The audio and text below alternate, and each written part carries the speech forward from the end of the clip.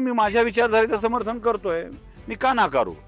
जसं रवीश कुमार त्यांच्या विचारधारेचं समर्थन करू शकतात, निखिल वागळे त्यांच्या विचारधारेचं समर्थन करू शकतात, ते हिंदुत्वाला दिवसा डवळ्या वाईट भाषेत बोलू शकतात.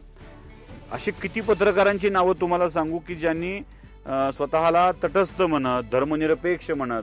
निरपेक्षता म्हणजे काय हो? निरपेक्षता म्हणजे काय? माझ्या दृष्टीने हाही सारखाच आहे आणि तोही सारखाच आहे.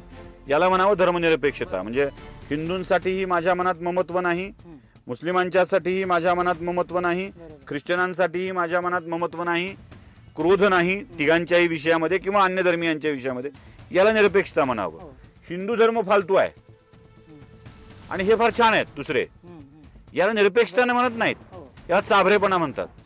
आणि या चाभरेपणाच्या विरोधामध्ये बोलणं म्हणजे जर कुणाला हिंदूंची बाजू घेणं वाटत असेल, मी पक्षपाती वाटत असेल तर वाटू दे, हरकत नाही, काय फरक पडत नाही. मी आहे पक्षपाती. म्हणजे हा आरोप म्हणून मी त्या आरोपाला सन्मान म्हणून स्वीकारतो.